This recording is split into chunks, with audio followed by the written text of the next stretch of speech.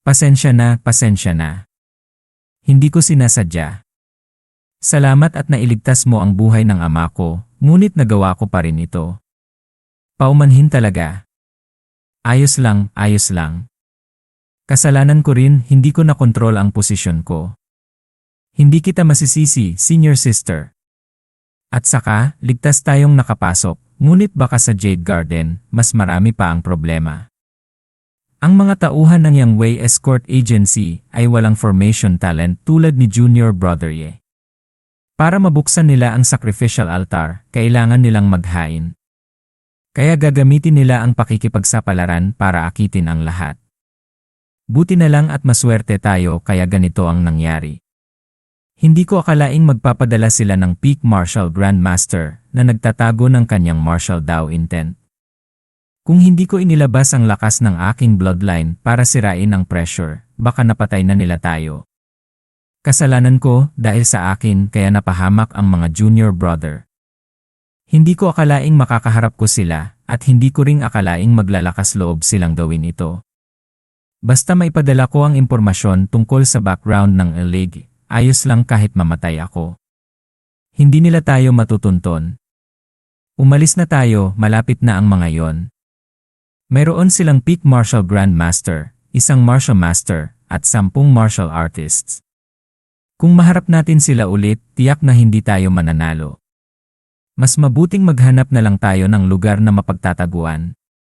Ang lugar na ito ay hindi mas mabuti kaysa sa labas.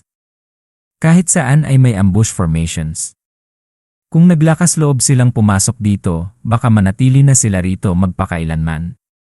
Gusto niyang patayin ang grupo ng mga tao na yon, pati na rin ang Peak Martial Grandmaster. Ang gaan ng kanyang tono, sobrang confident niya. Tara, pumunta tayo sa kabilang panig. Junior Brother Ye, marami tayong pwedeng pagpilian, bakit kailangan pa nating dumaan sa rutang ito? At saka, bakit ka nagtatanim ng maraming martial sovereign coins sa daan? Anong binabalak mo? Ang rutang ito mismo ay isang malaking killer formation na kayang pumatay ng ordinaryong martial grandmaster.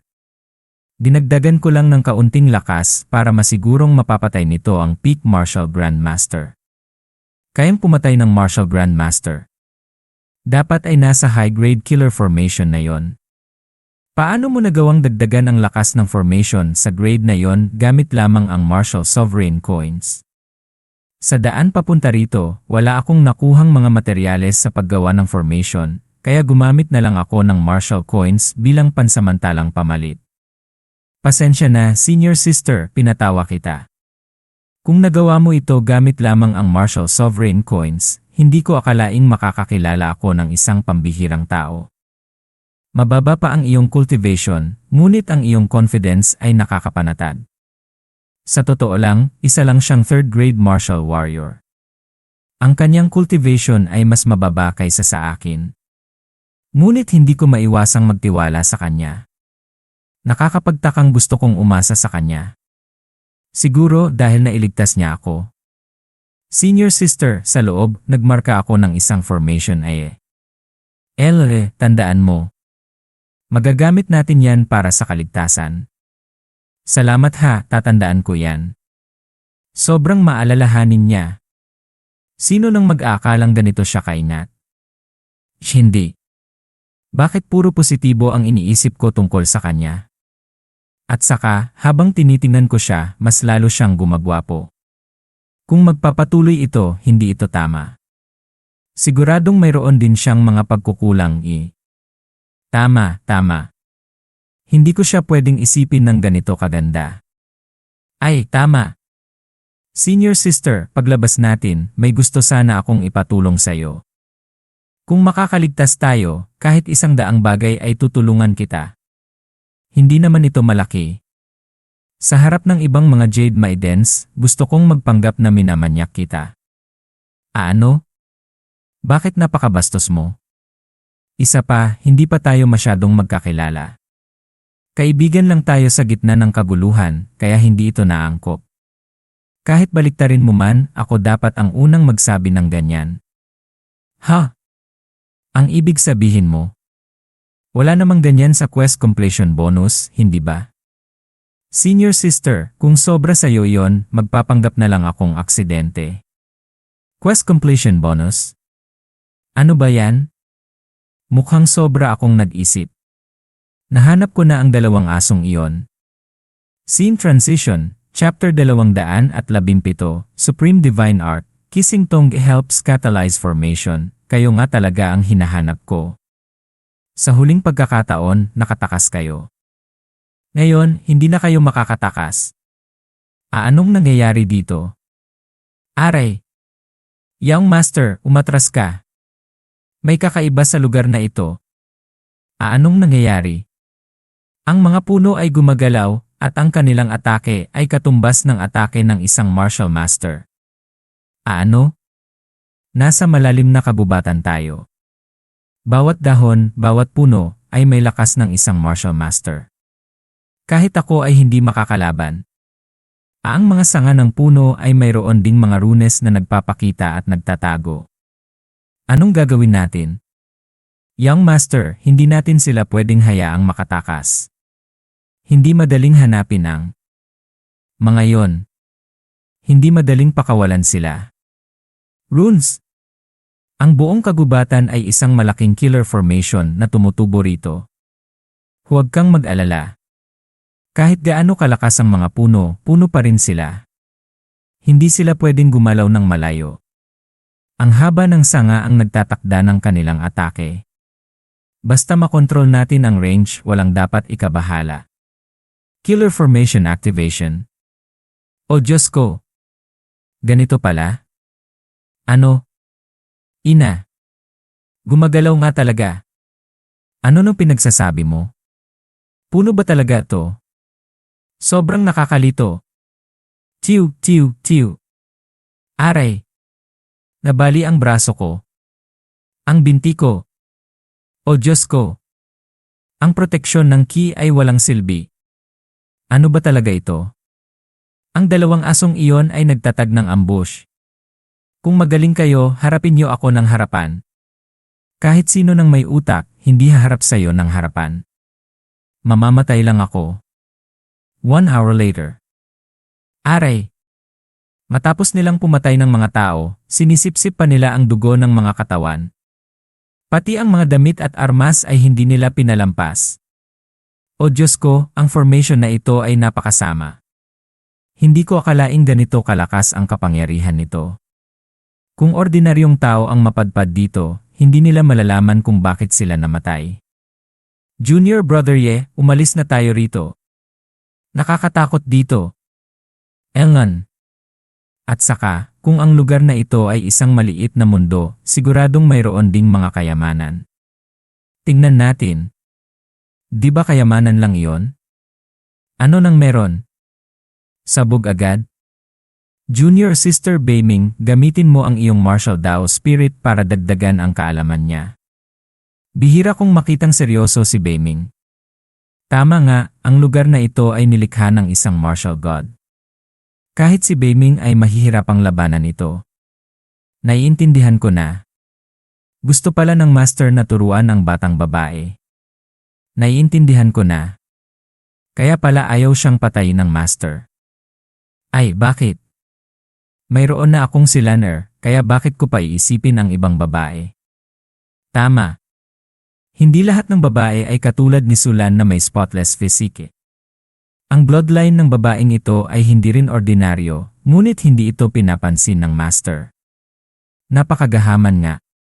Talagang napakagahaman. Hindi ko maintindihan. May problema ba sa interpretasyon mo? Gusto ko lang gamitin ang kakayahan mo para makahanap ng kayamanan. Bakit napunta tayo dito? Kung hindi siya gusto ng master, gawin na lang siyang katulong. Mayroon pa ring gamit siya. Beiming, ano ng mga pinagsasabi mo? Hindi kita maintindihan.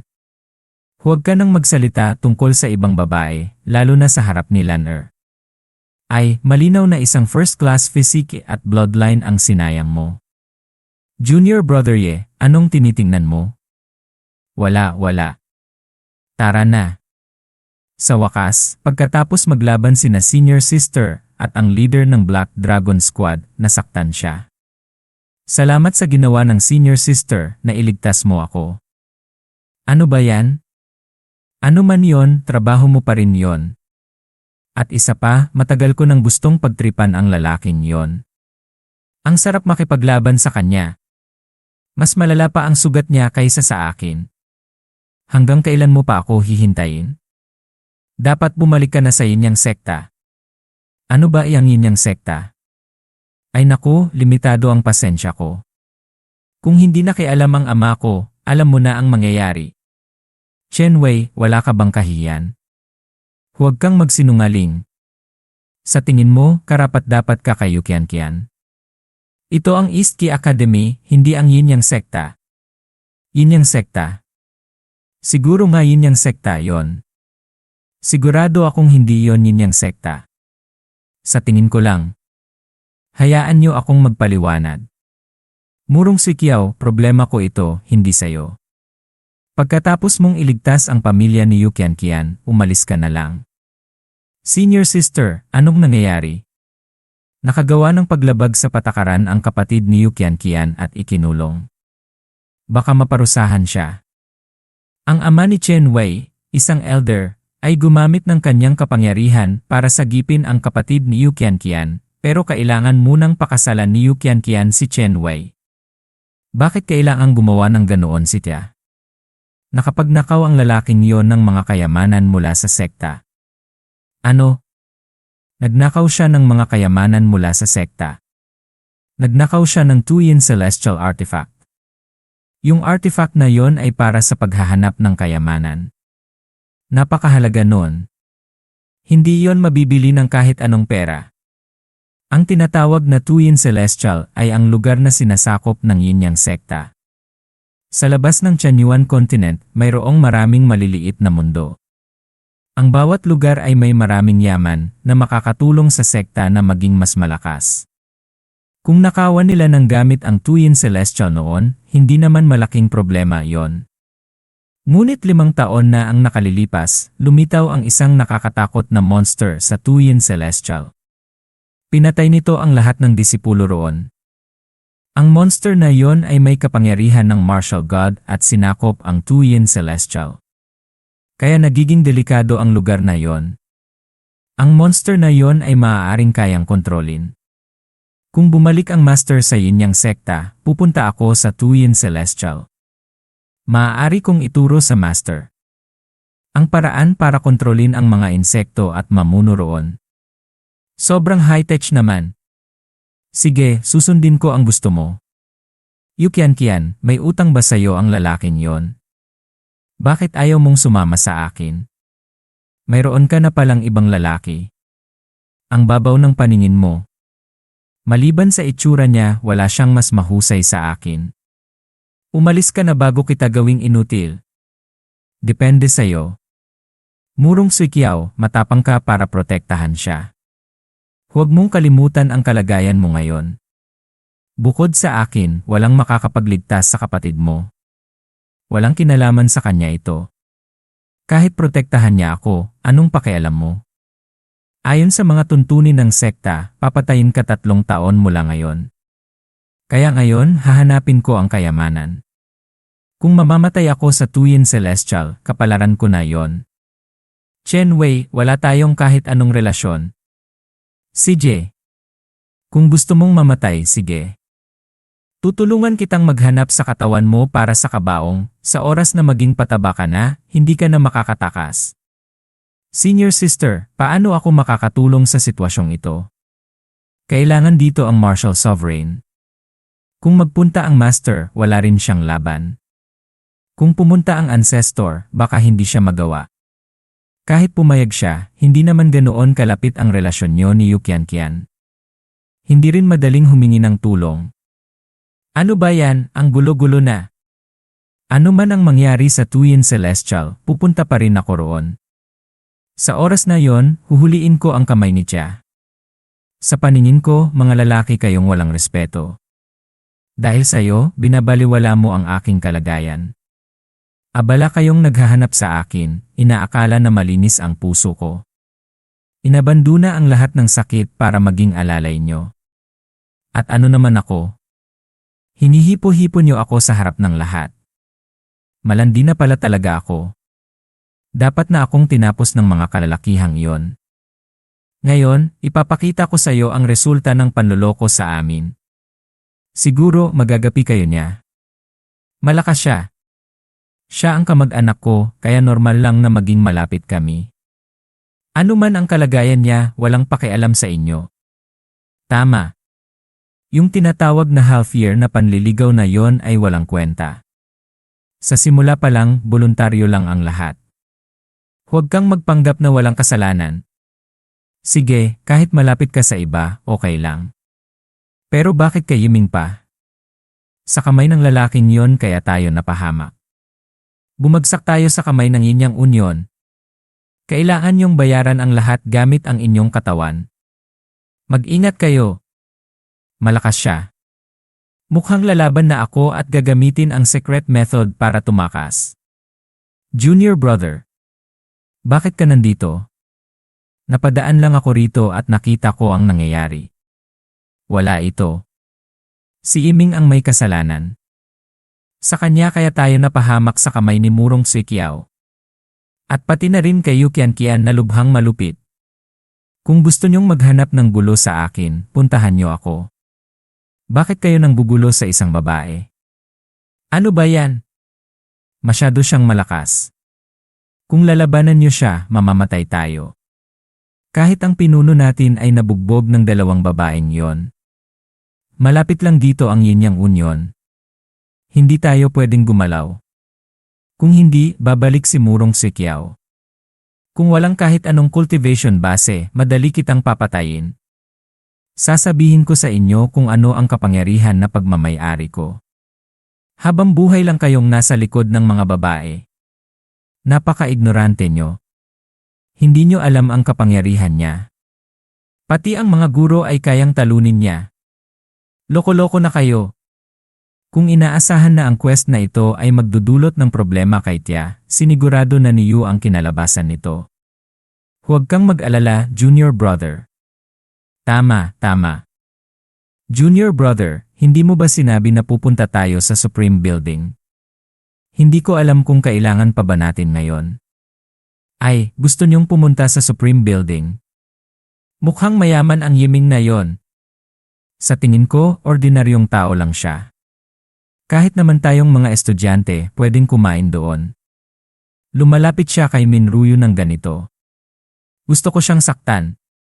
Pero wala na akong pagkakataon ngayon. Hindi natin siya kayang talunin. Tama. At saka, naimbestigahan ko na. Walang kapatid na lalaki si Minruyo. Naabot mo ba sa kamay ni Naner, senior sister, ito sayo, hindi ba natatakot ang Xuantian Sacred Land na sisihin? Ang aking kapatid na babae, anong mga hindi pagkakasundo, bukod dito, ang pag-aayos ng sword ay umiral na ng 3,000 taon, ngunit walang nakapagsanay nito. Sa sandaling na maging mahusay ka, hindi rin nila ito mapapansin. Sa sandaling na kumakalat ito sa Xuantian Sacred Land, ang kahulugan lamang ay isang simbolo, higit pa, 3,000 taon din, wala pang gustong nagsanay nito. Kung saang bahagi ng Xiaoming School ay mayroong mga tao na gumawa, naiintindihan ko ito, ngunit ito ay isang banal na lugar ng mayroong maraming henyo. Hindi nagtagumpay, isang grupo ng swordsmanship. Ang masamang bagay, kaya nagpanggap ang guro, hayaan mo akong gumuhit, hayaan mo akong makapasa sayo. Naiintindihan ko na rin, ang kinalabasan nito ay walang paraan sa pasukan, sabi rin sa akin ng guro, ang kasalukuyang sandali kung mayroong anumang nakalaang swordplay, ang banal na lugar ng pagpipitagan sa sword ay nasa unang lugar, ngunit 3,000 taon na ang nakalipas, ang swordsmanship ng Xuantian Sacred Land, ang ginamit lamang ang Xuantian machete. Ang sandali din ba, ang espada ba nito, at pagkatapos ang banal na kapangyarihan, basehan sa swordplay na ito, at pagkatapos ay pinugutan ka ng ulo ng isang martial god. Ang martial god ay martial saint, okay, na ang sandali ay martial saint na mas malakas kaysa kay martial god, sinabi na ang karamihan ni martial god na totoong mas malakas kaysa kay martial saint. Ngunit ang hindi pagkakasundo sa pagitan sa dalawang mundo ay hindi talaga malaki, partikular sa ilalim ng martial. kung mayroong makapangyarihang daloy ng mga supling na ganap na maaaring tawaging martial half-god. Inulit ako ng guro na sayo kung ang iba pag-usapan ito. Pagkatapos basahin ang langit na iyong hiniling ito, mayroong isang stream. Sa wakas ikaw ay umaasa kay Qianqian, pag-aaral ng sword. Ang Xuanchen machine sword ay talagang napatay, nang ang 5 ginto ay lumipas ay bumagsak. Na ang pangalan nito ay ang isa ay si Yi Chen Hek Dijian Yang Chen Chai Dijian Shang Chen King Dijian Jian Chen Huang Dijian Dijian Zen. Sinabi sa akin nang ang ginamit ay magpukaw ng mundo na makuha na muli ang bisa ng 5 mga elementong banal. Gusto kong subukan kung gaano kahirap ang swordplay na ito. Bago magsagawa ng pagsasanay sa Xuntin Bead Sword, ang isang tao ay dapat magkaroon ng 3 kondisyon. Una, ang pagsasagawa ng isang primaryang realm, kung ito ay lumampas o mas mababa sa kahariang ito ay hindi magagawa. Pagkalipas ng 2 segundo, ang isang tao na nagpapakadalubhasa sa pagsasagawa ng sword teknike na ito ay dapat maging ganap para matagumpay na magtayo ng pundasyon. Kung hindi nakamit ang kondisyong ito, sa pilitang pagsasagawa ng pagsasanay sa sword ay magiging ganap at ang meridyano ay kusang loob na mapuputol ng sword key. Hindi rin kaya ng pagkahumaling na ito na makalikha muli. Pagkatapos ng 3 segundo, ang isang tao na nagpapakadalubhasa sa swordplay na ito ay dapat magkaroon ng pambihirang karunungan, tandaan pagkatapos ng pagbabasa, at maunawaan ang pagsasaalang-alang ng landas sa mundong ito, at magkaroon ng pambihirang pangunawa. Ang mga maliliit na teknik na ginagawa ng master sa loob ng kalagayan ng pagkahumaling ay mga kaalaman na nawala. Kayong marunong ay ikonsidera bilang isang ganap na gusali na ang mga espiritu ng tai na nagpapahintulot ng mga tao sa katawan na kayang umunawa ng maliwanag ang karunungang ito kung hindi naman sa inyong master sa pakay hindi siya naririto. Nagkomento ang Pangulo, ay mayroong mga kwalipikasyong gumana lamang sa pagsasanay na ang ganitong mga bagay ay hindi makakuha, hindi kailangang sabihin. Sa mga Xuanchen Sacred Land ilang taon na rin mula nang wala ang mga nabanggit na kung anuman kung kailangan naman hindi siya magtatagumpay. Pagkaraan lamang ng 1 buwan sa loob sa 1,000 katawan ang pagpapabuti ay nadagdagan, ang langit ay namamana sa malaking gawa. Sa kabilang banda pag-promote sa kaharian ay hindi magtatagumpay. Nagbabalik-balik si Mingkay sa katotohanan bago ang nawalang kapangyarihan hindi naman pinadali. Sa kabila ng kahirapan na mabilis mabuong maayos, hayaan kong muna itong subukan sa isang pagkakataon, huwag kang magmadali. Kung walang kahulugan para sa espada ang sandata ay maaaring matibag na rin. Sa sandaling na ang isang tao ay umaasa sa pagsasanay, hindi kailangang isipin na ang sandali ng pakikipaglaban kung saan ang mga taong gumugol doon, at ano rin naman ang dapat pang gawin ni Zuren. Nakabihis itong bumalik, nakakaligtaang maging sanhi sa loob ng silid na ito ni Minryu na talagang ikinakalat, ngunit napakapagod naman na hanggat ang gawa para isara ito ng buo. Bukod sa katotohanan, napakahirap maunawaan, huwag na kayong magkahiyaan pa. Sa ilalim ng 1 buwan ang paggabay sa sword, kayo rin ay malapit na. Sa totoo lang, alam ko na kung ano kayo, may naisagawa sa mga saloobin na ang nakuhang kalabasan ay ang naunawaan ng nakasanayan kung saan sa wakas ang kaunting panlilinlang ay nagsasabi na makakilala. Naghihintay na nakabukas na may kaakibat na magagandang bagay na naghihintay sa iyo. Sa totoo na ang katangian nito ay sinuman na mas mababa kaysa sa 50,000 kati biglang mayaalis. Patay na lang iyon talagang kakaunting kakaunti, ang kailangan ay hindi kumpleto. Kung ang kalagayan sa Xiaomen ay maaaring maging malapit at pagkatapos ituring sa mga sandaling wala ang angkan. Ano nga ba para pagdaanan ko si Xiaomen masyadong mahina, pero anong isinisilang sa Xiaomen masyadong malakas iyan, hindi ko alam pa kung anong sasabihin kay Xiaomen o kung anong puwersa ay matibay. Magpasa sa 60,000 nagpas, iyon ay kung anong nasa nag-exist, kaya naman yung kailangan nyo lang ang nauna sa pamamagitan ng talagang makuhanan ang talagang mas nakatutuwa o mas masaya. Iyon yung nagpakadalubhasa, ngunit ang kailangan nyo lang na ang kasanayang makilala lamang na hindi kinakailangang sobra-sobra. Sa wakas, mayroong taong mayroong sa gabi ng paglalakbay sa loob ni Minryu, ang pinagpaliban ko, mayroong sinong nakakakita na sa iyo ay maaaring makatulong. Kung talagang magpakadalubhasa kayo, hindi na kailangang magyabang pa sa inyong sarili magpakita sa kanila sa kanilang mga sulyap. Naka-engrave, may paalala sa kanila ito para ipaalala. Talaga na lang nakapasa doon, kailangan sa iyo magawa mo. Ang mga nangyari ay hindi kailangang ibuhos ang puwersa, hindi ito ganito sa kabilang ibayo para sa akin si Tay ay magdala rin ng isang piraso. Iyong mga hindi pagpilit sa loob ay hindi naman nyo naguguputan sa mga taon, pero ginawa talaga ito, ang inyong hindi nakalulula. Talagang pinagtutulungan upang sa ganoon ay mahahayag ng maayos ang kapangyarihan, kung hindi naman kung ano naman ang mangyayari kay Xiaomen na mayroong labis sa labas, masyadong malupit, lilipat na ako. Mayroon pa akong pangangailangan sa inyo, o kung hindi naman katulad ng masama ang nais ko, masusundan, nakasanayang maging paninira ang sa ganitong kalakaran maliban sa may isa pa na nagiging malubha.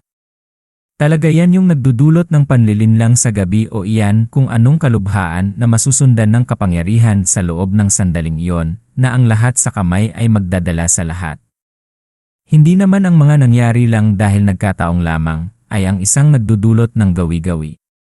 Hindi na kayo, pero huwag niyong kaliligtaan, makabalik ako ng mas mabuti.